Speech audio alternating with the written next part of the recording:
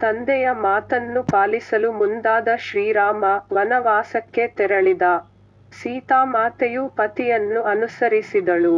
ಅವರ ಜೊತೆ ಲಕ್ಷ್ಮಣನೂ ವನವಾಸಕ್ಕೆ ತೆರಳಿದ. ಒಂದು ದಿನ ಜಿಂಕೆಯ ಮಾರುವೇಷದಲ್ಲಿ ಮಾರೀಚ ಇವರು ವಾಸಿಸುತ್ತಿದ್ದ ಆಶ್ರಮದ ಬಳಿ ಕಾಣಿಸಿಕೊಂಡ. ಆ ಸುಂದರವಾದ ಜಿಂಕೆ ತನಗೆ ಬೇಕೆಂದು ಸೀತೆ ಹಠ ಹಿಡಿದಾಗ ರಾಮ ಜಿಂಕೆ ತರಲು ಅದರ ಬೆನ್ನತ್ತಿ ಹೊರಟ. ರಾಮನ ಬಾಣಕ್ಕೆ ಮಾರೀಚ ಸತ್ತ. ಸಾಯುವಾಗ ಹೇ ರಾಮ ಎಂದು ಕೂಗುತ್ತಾ ಸತ್ತ.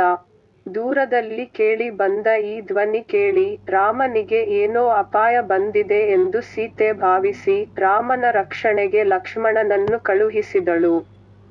ಸೀತೆ ಒಬ್ಬಳೇ ಇರುವಾಗ ರಾವಣ ಸಾಧುವಿನ ಮಾರು ವೇಷದಲ್ಲಿ ಬಂದು ಭಿಕ್ಷೆ ಹಾಕುವಂತೆ ಸೀತೆಯನ್ನು ಬೇಡಿಕೊಂಡ. ಭಿಕ್ಷೆ ಹಾಕಲು ಬಂದಾಗ ಸೀತೆಯನ್ನು ಅಪಹರಿಸಿಕೊಂಡು ಹೊರಟ. ದಾರಿ ಮಧ್ಯೆ ರಾವಣನಿಂದ ಸೀತೆಯನ್ನು ಬಿಡಿಸಲು ಜಟಾಯು ಎಂಬ ಪಕ್ಷಿ ಅಡ್ಡ ಬಂತು. ರಾವಣ ಆ ಪಕ್ಷಿಯ ರೆಕ್ಕೆ ಪುಕ್ಕಗಳನ್ನು ಕತ್ತರಿಸಿದ. ನೋವಿನಿಂದ ನರಳಿ ಆ ಜಟಾಯು ತನ್ನ ಪ್ರಾಣ ಬಿಟ್ಟಿತು. ಇದು ರಾಮಾಯಣದಲ್ಲಿ ಬರುವ ಜಟಾಯುವಿನ ಕತೆ. ಇದು ನಮಗೆಲ್ಲ ಗೊತ್ತಿರುವ ಕತೆ.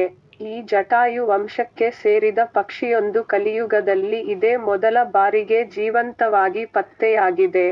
ಉತ್ತರ ಪ್ರದೇಶದ ಕಾನ್ಪುರ ಬಳಿ ಈ ಜಟಾಯು ಕಂಡು ಬಂದಿದೆ ಎಂಬ ಸುದ್ದಿಯೊಂದು ಸಾಮಾಜಿಕ ಜಾಲತಾಣಗಳಲ್ಲಿ ಇತ್ತೀಚೆಗೆ ಹರಡಿತ್ತು.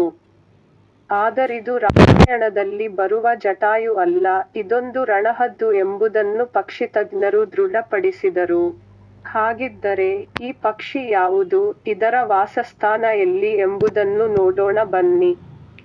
ಆತ್ಮೀಯರೇ, ಇದಕ್ಕೂ ಮೊದಲು ನೀವು ಈ ಚಾನೆಲ್ಗೆ ಇನ್ನೂ ಸಬ್ಸ್ಕ್ರೈಬ್ ಆಗಿಲ್ಲ ಎಂದಾದರೆ ಕೂಡಲೇ ಸಬ್ಸ್ಕ್ರೈಬ್ ಆಗಿ. ವಿಡಿಯೋ ಇಷ್ಟವಾದರೆ ಲೈಕ್ ಮಾಡಿ, ಹಾಗೆ ಶೇರ್ ಮಾಡೋದನ್ನು ಮರೆಯಬೇಡಿ. ಮೊದಲೇ ಹೇಳಿದಂತೆ ಇದೊಂದು ರಣಹದ್ದು. ಈ ಅಪರೂಪದ ಪಕ್ಷಿ ಪತ್ತೆಯಾಗಿದ್ದು ಉತ್ತರ ಪ್ರದೇಶದ ಕಾನ್ಪುರದ ಕಲೋನ್ಗಂಜ್ ಪ್ರದೇಶದಲ್ಲಿದ್ದ ಬೆನಜಬರ್ ಸ್ಮಶಾನದಲ್ಲಿ. ಸುಮಾರು 1 ವಾರ ಕಾಲ ಈ ರಣಹದ್ದು ಅಲ್ಲಿ ಸಿಲುಕಿಕೊಂಡಿತ್ತು. ಬಳಿಕ ಸ್ಥಳೀಯರು ಇದನ್ನು ರಕ್ಷಿಸಿದ್ದಾರೆ. ಇದು ಅಪರೂಪದ ಹಿಮಾಲಯದ ಬಿಳಿ ರಣಹದ್ದು ತಳಿಯಾದ ಗ್ರಿಫನ್ ರಣಹದ್ದು. ಇದೊಂದು ಅಳಿವಿನಂಚಿನಲ್ಲಿರುವ ಪಕ್ಷಿ. ಇದು ಕೇವಲ ಹಿಮಾಲಯ ಮತ್ತು ಟಿಬೆಟಿಯನ್ ಪ್ರಸ್ಥಭೂಮಿಯಲ್ಲಿ ಮಾತ್ರ ಕಂಡು ಬರುವ ಪಕ್ಷಿ. 1972 ರ ವನ್ಯಜೀವಿ ರಕ್ಷಣಾ ಕಾಯ್ದೆಯಡಿ ಇದು ರಕ್ಷಿತ ಜೀವಿ. ಇದೊಂದು ಬೃಹತ್ ಗಾತ್ರದ ಪಕ್ಷಿಯಾಗಿದ್ದು ಸುಮಾರು 6 ಕೆಜಿಯಿಂದ 12 ಕೆಜಿವರೆಗೂ ತೂಗುತ್ತದೆ. ಇದರ ರೆಕ್ಕೆಗಳೇ ಸುಮಾರು 31 ಇಂಚಿನಷ್ಟು ಅಗಲವಾಗಿರುತ್ತದೆ.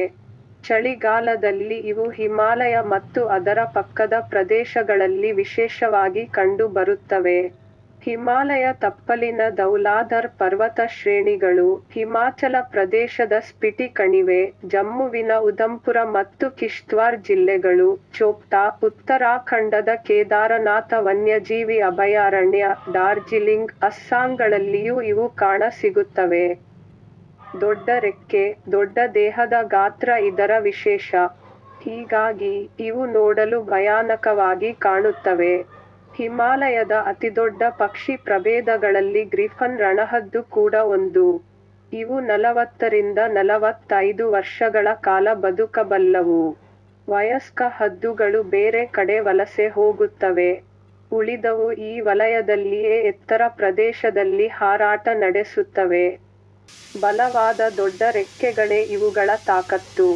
ಮುಗಿಲೆತ್ತರದಲ್ಲಿ ಹಾರಾಡುವ ಇವು ತಮ್ಮ ಅತಿ ತೀಕ್ಷ್ಣ ದೃಷ್ಟಿಯಿಂದ ಭೂಮಿಯ ಮೇಲೆ ಕಂಡು ಬರುವ ಮೃತದೇಹಗಳನ್ನು ಗುರುತಿಸಿ ಅವುಗಳನ್ನು ತಿಂದು ಮನುಷ್ಯರಿಗೆ ರೋಗಗಳು ಹರಡದಂತೆ ತಡೆಯುತ್ತವೆ.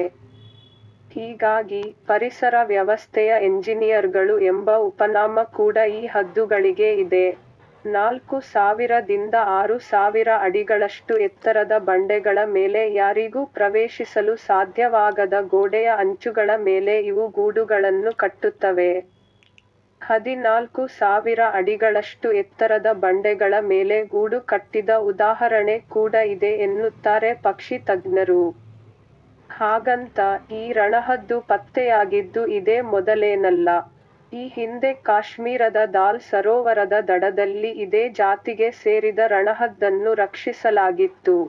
ನಂತರ ತಮಿಳುನಾಡು, ಸಿಂಗಾಪುರ ಹಾಗೂ ಮಹಾರಾಷ್ಟ್ರದಲ್ಲಿ ಕೂಡ ಇವು ಕಾಣಿಸಿಕೊಂಡಿದ್ದವು. 2016 ರಲ್ಲಿ ಹರಿಯಾಣದ ಪಿಂಜೋರ್ನಲ್ಲಿನ ರಣಹದ್ದು ಸಂತಾನೋತ್ಪತ್ತಿ ಕೇಂದ್ರದಲ್ಲಿಯೂ ಈ ರಣಹದ್ದುಗಳ ಜೋಡಿಯೊಂದನ್ನು ರಕ್ಷಿಸಲಾಗಿತ್ತು. ಬಳಿಕ ಅವುಗಳನ್ನು ಕಾಡಿಗೆ ಬಿಡಲಾಗಿತ್ತು. ಈ ಹದ್ದುಗಳ ಸಂಖ್ಯೆ ಕ್ಷೀಣಿಸಲು ಹಲವು ಕಾರಣಗಳಿವೆ. ಪಶುಗಳಿಗೆ ಕೊಡುವ ಉರಿಯೂತದ ಔಷಧ ಡಿಕ್ಲೋಫೆನಾಕ್ನಿಂದಾಗಿ ರಣಹದ್ದುಗಳ ಸಂಖ್ಯೆ ಕ್ಷೀಣಿಸುತ್ತಿದೆ. ಚಿಕಿತ್ಸೆ ನೀಡಿದ ಹಸುಗಳು ಸತ್ತಾಗ ಆ ಹಸುಗಳ ಮೃತದೇಹ ತಿನ್ನುವ ರಣಹದ್ದುಗಳು ನಂತರ ಸಾವನ್ನಪ್ಪುತ್ತಿವೆ. ಅಲ್ಲದೆ ಮೂತ್ರಪಿಂಡ ಸಮಸ್ಯೆಯಿಂದಲೂ ಇವು ಸಾವನ್ನಪ್ಪುತ್ತಿವೆ. ಇನ್ನು ಕೆಲವೆಡೆ ಮೃತದೇಹವನ್ನು ಮಣ್ಣಿನಿಂದ ಹೊರತೆಗೆಯಲು ವಿದ್ಯುತ್ ಹರಿಸುತ್ತಾರೆ. ಈ ವೇಳೆ ವಿದ್ಯುತ್ ತಂತಿ ಸ್ಪರ್ಶಿಸಿಯೂ ಇವು ಸಾವನ್ನಪ್ಪುವ ನಿದರ್ಶನಗಳಿವೆ. ಹೀಗಾಗಿ 1990 ರಿಂದ ಈ ಹದ್ದುಗಳ ನಾಶದ ಪ್ರಮಾಣ ಹೆಚ್ಚಾಗಿದೆ.